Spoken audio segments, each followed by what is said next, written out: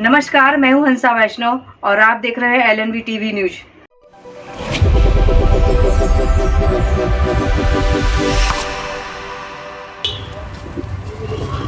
नमस्कार दोस्तों, मैं हूं डॉक्टर एलन भाई। आज सारा विश्व और सारे विश्व में जो इस्लाम धर्मावलंबी हैं वो हजरत मोहम्मद साहब के जन्म दिवस के अवसर पर प्रसन्न दिखलाई दे रहे हैं। और ये प्रसन्नता क्यों ना हो, क्योंकि मानवता का संदेश देने के लिए, भाईचारे का संदेश देने के लिए उन्होंने इस पृथ्वी पर अवतरण दिया। और इसी अवतार के जन्म दिवस के अवसर पर आज चारों तरफ प्रसन्नता है, चारों तरफ रोशनियां हैं, खुशी की लहर है। और इसी दमोह के मैदान में, जो जिसको हम मुर्शिद बाबा मैदान कहते हैं, यहाँ कल 26 अगस्त को परचम कुशवाई, जिसको एक ध्वजारोहण कहा जाता है, वह होगा। और जो इस्लाम धर्म की मान्यताएं हैं, जो परंपराएं हैं, उन परंपराओं के अनुसार यहाँ पर सभी एकत्रित होकर एक जलसे के रूप में निकलेंगे, जुलूस के रूप में निकलेंगे। संदेश होगा मानवता का, एकता का, भाईचारे का। और किस प्रकार की यहाँ पर तैयारियाँ हैं, किस प्रकार का आगे कार्यक्रम है, इसके संबंध में हम उन सारे लोगों से संवाद करेंगे जो इस पूरी कमेटी की अध्यक्षता करते हैं, कमेटी का नेतृत्व कर रहे हैं, और साथ में उनके सहयोगियों से भी हम संवाद करेंगे किस प्रकार की योजना है, क्या है। बहुत बहुत आप सबको शुभकामनाएं, मुबारकबाद। इस पवित्र मौके के अवसर पर आप लोग सब एकत्रित होते हैं यहाँ पर। कल क्योंकि आयोजन है, किस प्रकार का आयोजन है? कल जो प्रोग्राम जो होना है, जो सरकार जो आलम सल्लल्लाहु अलैहि वसल्लम की पैदाइश के मौके पे, जन्मदिन के मौके पे सभी लोगों से हमारी ये गुजारिश है, सुबह 7 बजे परचम कुशाई में शामिल होकर और अदब और एहतराम का ख्याल रखते हुए सरों पे टोपी लगाकर जुलूस मोहम्मदिया को काम है। सुना है आज एक संदेश यात्रा भी निकाली जा रही है, जो कि युवाओं की होगी, जो कि मोटरसाइकिल पर, बाइक पर होगी। उसमें भी कुछ निर्देश दिए गए हैं, उसका भी कोई मार्ग तय हुआ है?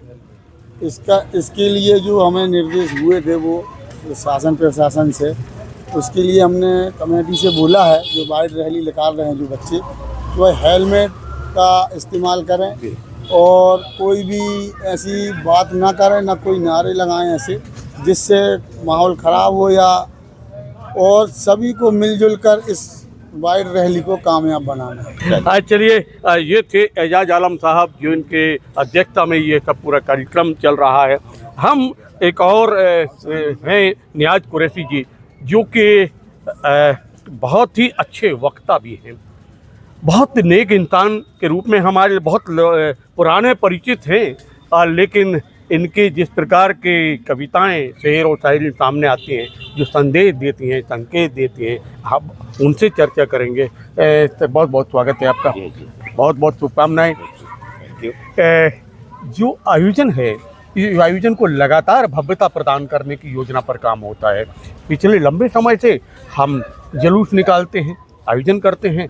हम ये चाहेंगे कि इस बार आपने क्या क्या आयोजन किए, क्योंकि आपने अभी जानकारी दी कि 15 दिनों तक आप कार्यक्रम कर रहे थे। कौन से कार्यक्रम थे 15 दिन तक? देखिए, हर धार्मिक जो रिलीजियस कार्यक्रम होते हैं, और ख़ासतौर से महापुरुषों की जो भी जयंती, जिन जन्म शताब्दी के तौर पे हम जो भी चीज़ मनाते हैं जन्मोत्सव के तौर पे, उसके पीछे मेन लॉजिक यही होता है कि हम उनके मैसेज को आम जनमानस तक पहुंचाएं, उनके संदेशों को आम जनमानस तक पहुँचाएँ, तभी उसकी सार्थकता होती है। तो इस ईद मिलादुन्नबी, इसके मायने, ईद के मायने खुशी से होता है, और मिलाद जो है वो ऊपर से नीचे धरती पर अवतरण का नाम है, और नबी का ऊपर से नीचे आना, इसकी खुशी। ये अलग व्याख्या जो आम जनमानस को मालूम होना चाहिए कि ईद मिलादुन्नबी आखिर होती क्या है, क्यों मिलाद इसलिए कहते हैं कि महराज जो कहा गया है, जमीन से आसमानों की तरफ जाना महराज है, और आसमानों से जमीन की तरफ आना मिलाद है। क्या बात। तो ये हजरत मोहम्मद सल्लल्लाहु अलैहि वसल्लम के जन्म के मौके पर जब वो इन्होंने इस धरती पर आए, उस दिन से लेके आज तक हम लोगों मुस्लिम समाज में, पूरे वर्ल्ड में, अकेला हिंदुस्तान ही नहीं, पूरा वर्ल्ड इस बात को मानता, जन्मदिन को मनाता है। और उसके पीछे लॉजिक भी यही है कि उनके संदेश को ज़्यादातर लोगों तक पहुंचाया जाए, और आज के समय में ये और ज़्यादा सार्थक हो गया है कि जब कहीं भ्रम पैदा हो गए हैं संदेशों में, तो तब ये और सार्थक होता है कि उनके तो इस अवसर पर बहुत आवश्यक हो गया है, सटीकता के साथ हम उनको समाज के सामने लेकर आए, हम अपने संदेशों को, उनके संदेशों को। ये बहुत नितांत आवश्यक इस समय लगता है। ये बहुत बड़ी बात कही है कि इस समय ये जिस समय का जो वातावरण बना हुआ है उस समय संदेश साफ होना चाहिए कि आखिर कौन सा धर्म का किस प्रकार का संदेश है। और मुझे लगता है कि सारे धर्म के जो भी होते हैं वो एकता, मानवता का संदेश देते हैं, और यही संदेश शांति, भाईचारा, एकता, यही संदेश तो होता है हमारा। बिल्कुल बिल्कुल, यही बात जो आप कह रहे हैं। चाहे अपन किसी को देख लें, हम अपने हिंदुस्तान के परिप्रेक्ष्य में देखें अगर, तो सारे मज़हब के लोग जो है एक बेहतर मैसेज लेकर आए हैं। और हम इस्लाम की मान्यता ये है कि जो ये क्रम है इसमें हज़रत मोहम्मद साहब जो हैं, पहले जो मैसेजर आए हैं मैसेंजर, वो एक पर्टिकुलर क्षेत्र के लिए आए। जैसे एक एरिया था, एक देश था, एक मुल्क था, एक समाज था, लेकिन अब वो लेकिन हजरत मोहम्मद साहब को पूरे वर्ल्ड के लिए भेजा गया, पूरी दुनिया के लिए भेजा गया। और रहमत जो आपका एक विशेष उपाधि है आपकी, रहमतुल्लिल आलमीन, तमाम आलम, तमाम वर्ल्ड के लिए आप रहमत, कृपा बन के आए हुए हैं। तो सारे लोगों में कोई डिफरेंस नहीं, कोई भेद नहीं, वेलकम सारे लोगों का करिए। बहुत प्यारे से संदेश हैं इस्लाम के। जो वक्त कम है इसमें तो सब कुछ नहीं बताया जा सकता है, लेकिन देखिए कि जो इस्लाम ये कहता है कि आप जन्नत में नहीं जाएंगे अगर आपका पड़ोसी आपसे नाराज है, आप मोक्ष को प्राप्त नहीं कर पाएंगे अगर आपका पड़ोसी आपसे परेशान है। ये बेसिक से संदेश है इस्लाम के। जैसे कि अभी आपने बीच में बताया था कि शिक्षा के ऊपर आपने ज़्यादा जोर दिया है, और वो शिक्षा, जी ये बात सच है कि शिक्षा से दूरी के कारण ही बहुत सारी समस्याएं होती हैं। अभी आपने कुछ बच्चों को जो शिक्षा के क्षेत्र में उन्हें बेहतर प्रस्तुति की, उनका भी आप लोगों ने सम्मान किया, उनके लिए कोई प्रतियोगिताएं की, क्या था वो? देखिए क्या हो रहा है कि धीरे धीरे हमारे समाज की बुनियाद तो हमारी ये है, जैसे हमारे किसी साथी ने कहा भी था कि कुरान की शुरुआत ही इकरा से हुई है। और इकरा के मायने होता पढ़ो। जब पहला संदेश हजरत मोहम्मद साहब को आया, गारे हिरा एक गुफा थी जिसका नाम हिरा था, उसमें आप अकेले तन्हाई में जाया करते थे और ईश्वर से लीन होते थे, ईश्वर की आराधना में। तो वहाँ पहला मैसेज जब आपको आया, तो उन फरिश्ते जो लेकर आए थे, दूत जो आए थे, उनको जिब्रील कहा गया है, और वो आए तो उन्होंने हजरत मोहम्मद साहब से कहा इकरा, पढ़ो। ये बुनियाद है इस्लाम की। और आज समझिए कि हम लोग ये व्याख्या प्राप्त नहीं हो पाई, तो वजह यह है कि हम लोग एजुकेशन से किन्हीं हालातों की वजह से पिछड़ गए। तो आज हमारी जो जनरेशन है, हमारी ये कमेटी, हमारे सारे लोगों ने ये महसूस किया कि समाज को एजुकेशन से जुड़े बगैर विकास हो ही नहीं सकता। और हमारे देश में इस वक्त हमारी ऊपर जिम्मेदारियां बढ़ गई हैं मानवता के लिए, सामाजिक भाईचारे के लिए, ये सारे देशवासियों के ऊपर है। लेकिन हम समझते हैं मुस्लिम समाज पर कुछ जिम्मेदारियां ज़्यादा आयत हो गई हैं कि ये साबित करना कि हमको भाईचारा कायम करना है, हमको आपसी भाईचारे के साथ रहना है, ये हमारी जिम्मेदारी कुछ ज़्यादा हो गई है। तो हमारा ये बड़ा चैलेंज है इस समय के दौरान, बहुत बड़ा चैलेंज है। बिल्कुल मानता हूं। और वो चैलेंज को आप स्वीकार करके आगे बढ़ रहे हैं, संकल्प लेके मैदान में। आप सही कहा। जैसे कि कल इतना बड़ा आयोजन है, शहर में काफ़ी बड़ा जुलूस होता है, तो ये जुलूस से कहाँ से प्रारंभ होगा, कहाँ पहुँचेगा, क्या निर्देश है आम जनमानस के लिए, क्या संदेश है, ये छोटे से दो शब्द। एक मैं बुनियादी बात ये बता दूं, जलसा अपने परंपरागत तौर से निकलेगा। इसमें एक बात छूट रही है जो मैं बता दूं आपको कि प्रशासन के साथ निरंतर बैठकें हो रही हैं इस कार्यक्रम को लेके।